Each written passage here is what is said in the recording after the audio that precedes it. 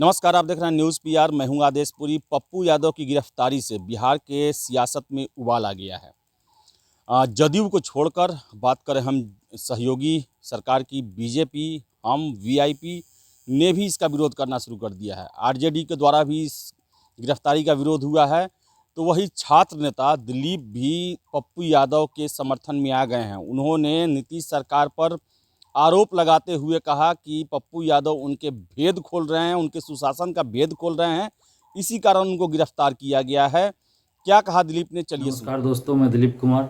दोस्तों, नीतीश सरकार तानाशाही रवैया तो अपना ही रही थी, लेकिन अब अमानवीय कुकृत्य भी करने लगी है। आज पप्पू यादव जी को अरेस्ट किया गया है, और पप्पू यादव जी को इसलिए अरेस्ट किया गया है क्योंकि वो लगातार कई दिनों से इस कोरोना संकट में हॉस्पिटल जा जाकर मरीजों की सेवा कर रहे थे। जिनको ऑक्सीजन की ज़रूरत है ऑक्सीजन पहुंचा रहे थे, जिनको दवा की ज़रूरत है दवा पहुंचा रहे थे। और जो भर्ती हैं मरीज़ विभिन्न अस्पतालों में, चाहे वो सरकारी अस्पताल हो या प्राइवेट अस्पताल हो, ऐसे बहुत सारे मरीज़ हैं जिनको समय पे खाना नहीं मिल रहा है। उनको उनकी टीम खाना पहुंचा रही थी, लगातार खाना पहुंचा रही थी। और इसी क्रम में आज वो संभवतः पीएमसीएच मरीजों से मिलने और खाना पहुंचाने जा रहे थे। और इसी क्रम में उन्हें पहले तो घर में अरेस्ट किया गया, फिर गांधी मैदान थाना अरेस्ट करके लाया गया, और अभी तक उन्हें गांधी मैदान थाना में अरेस्ट करके रखा गया है। अब आप सोच सकते हैं कि ऐसा क्यों किया गया है। क्या कभी ऐसा हो सकता है, वो भी लोकतांत्रिक देश में, लोकतांत्रिक राज्य में, कि जब कोई समाज सेवी या कोई नेता या कोई आम पब्लिक किसी ज़रूरतमंद लोगों की मदद करे तो उन्हें जेल में बंद कर दिया जाए, उन्हें गिरफ्तार कर लिया जाए। लेकिन बिहार में ऐसा क्यों हो रहा है? आखिर पप्पू यादव जी की क्या गलती थी? क्या पप्पू यादव जी ने कोई क्राइम किया है? इस समय उनका बैकग्राउंड भले ही जो रहा हो, उनका इतिहास भले जो रहा हो, लेकिन अभी जो वो काम कर रहे हैं वो कहीं से भी अनुचित नहीं है। वो पूरी तरह मानवीय है, और मानवता के आधार पर उनकी जो गिरफ्तारी हुई है वो बिल्कुल गलत है। और इस मानवता के नाते उनकी रिहाई तुरंत होनी चाहिए। उन्हें जेल नहीं भेजा जाना चाहिए, बल्कि उनकी रिहाई होनी चाहिए। उन्हें थाना से तुरंत छोड़ा जाना चाहिए। अभी हाल ही में आपने देखा होगा कि पप्पू यादव जी विभिन्न जगह जा जा के सरकारी अस्पतालों में जो लापरवाहियां हैं उसको उजागर कर रहे थे। जहां इंजेक्शन नहीं मिल रहा है, दवा नहीं मिल रहा है, ऑक्सीजन नहीं मिल रहा है, उन सभी चीज़ों को वो उजागर कर रहे थे, और सहायता भी पहुंचा रहे थे, लोगों तक सहायता भी पहुंचा रहे थे। और 2-3 दिन पहले ही उन्होंने छपरा के सांसद राजीव प्रताप रूडी जी द्वारा 60 एम्बुलेंस को छुपाकर जो रखा गया था उनको उजागर किया था पप्पू यादव जी ने। उस एम्बुलेंस से बालू गिट्टी ढोया जा रहा था, जो कि वो एम्बुलेंस मरीजों को अस्पताल पहुंचाने के लिए होना चाहिए था, उसको उजागर किया था। और इससे चिढ़कर बीजेपी के दबाव में नीतीश सरकार ने पप्पू यादव पे ज़बरदस्ती कोई ना कोई बहाना बना के गिरफ्तार किया है। और बहाना क्या बनाया गया है कि लॉकडाउन का उल्लंघन कर रहे हैं पप्पू यादव जी। तो ये काम पप्पू यादव जी जो कर रहे हैं वो काम मुख्यमंत्री जी को करना चाहिए था, वो काम स्वास्थ्य मंत्री को करना चाहिए था, कि विभिन्न अस्पतालों में जाके मरीजों का हालचाल देखना चाहिए था, हालचाल पूछना चाहिए, और ज़रूरतमंद लोगों की मदद करनी चाहिए था। लेकिन वो काम स्वास्थ्य मंत्री नहीं कर रहे हैं, मुख्यमंत्री नहीं कर रहे हैं, सरकार के कोई आदमी नहीं कर रहे हैं, सरकार के अधिकारी नहीं कर रहे हैं। अगर कोई आदमी कर रहा है, चाहे वो नेता हो या समाज सेवी हो, वैसे भी मैं पप्पू यादव जी को नेता कम और समाज सेवी ज़्यादा मानता हूँ।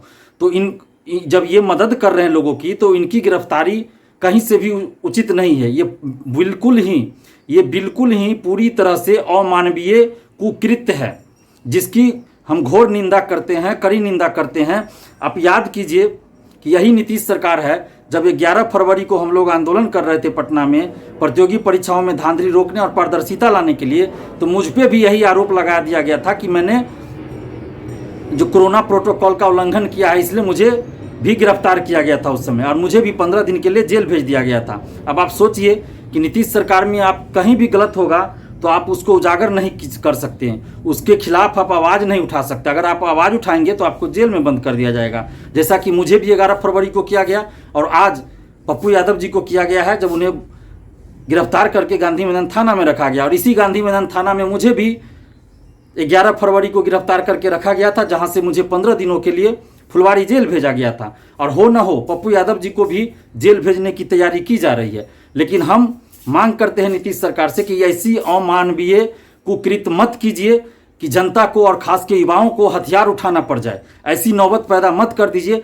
कोई समाज सेवा कर रहा है, आपकी सरकार विफल है, उसके बाद किसी को आगे आना पड़ रहा है। अगर आपकी सरकार ये सब काम करती, ज़रूरतमंदों को खाना पहुंचाती, ज़रूरतमंदों को ऑक्सीजन पहुंचाती, ज़रूरतमंदों को बेड मुहैया कराती, तो आज पप्पू यादव या अन्य समाज से भी को आगे नहीं आना पड़ता, उन लोगों को हॉस्पिटल नहीं जाना पड़ता। एक मनोज मंजिल हैं, अगीगामा के जो विधायक हैं, उनका भी देखिए आप काम लगातार वो कर रहे हैं, मरीजों की सेवा कर रहे हैं। तो क्या जनप्रतिनिधि का ये काम नहीं था?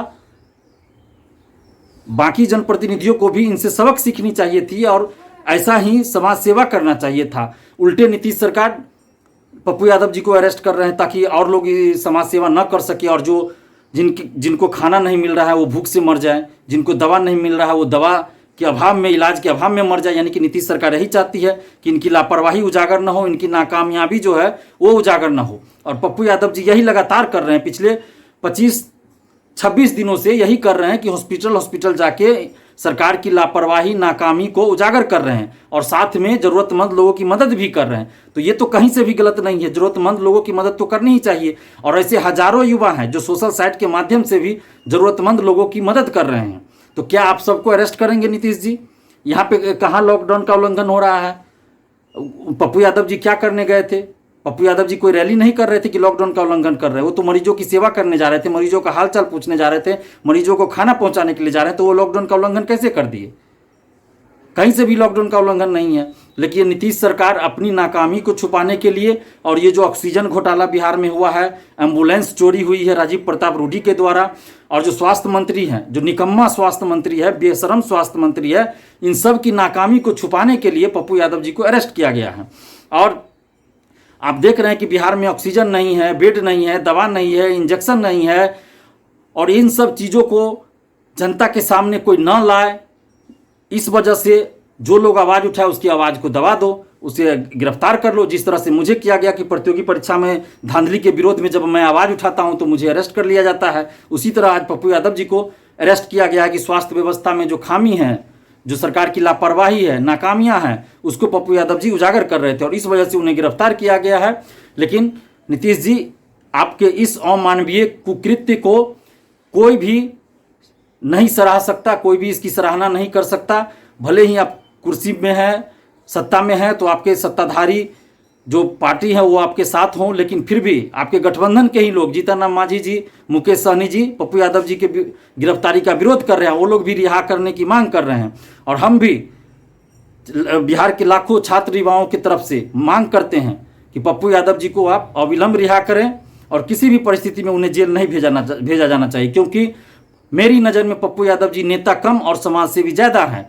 मैंने पहले भी कहा, अभी भी कह रहा हूँ, पप्पू यादव जी का पिछला इतिहास क्या है नहीं है, लेकिन अभी जो वो काम कर रहे थे इस कोरोना काल में, वो निसंदेह बहुत ही सराहनीय काम है और मानवता के हित में है, मानवीय काम है, इसलिए उन्हें तुरंत रिहा किया जाए। धन्यवाद। जैसा कि आपने सुना कि दिलीप जो हैं उनका साफ कहना है कि पप्पू यादव को अविलंब रिहा किया जाए, क्योंकि वो जनता की सेवा कर रहे हैं इस आफत के समय में, और इससे जो है सरकार परेशान हो गई है, सरकार डरने लगी है, क्योंकि उनकी कलई भी खुलने लगी है। तो लगातार जो है सभी जगहों से पप्पू यादव को रिहा करने की मांग जो है वो उठनी शुरू हो गई है। सोशल मीडिया पर लोगों के ज़बान पर पप्पू यादव को लेकर काफ़ी सहानुभूति है। अब देखने वाली बात है कि बिहार सरकार इस पर क्या फैसला लेती है। हालांकि मधेपुरा पुलिस पहुंच चुकी है 32 साल पुराने मामले पर पप्पू यादव को गिरफ्तार करने के लिए और मधेपुरा ले जाने के लिए। फिलहाल इस वीडियो में इतना ही। वीडियो पसंद आए तो लाइक शेयर करें, हमारे चैनल न्यूज़ PR को सब्सक्राइब जरूर कर लें। बहुत बहुत धन्यवाद।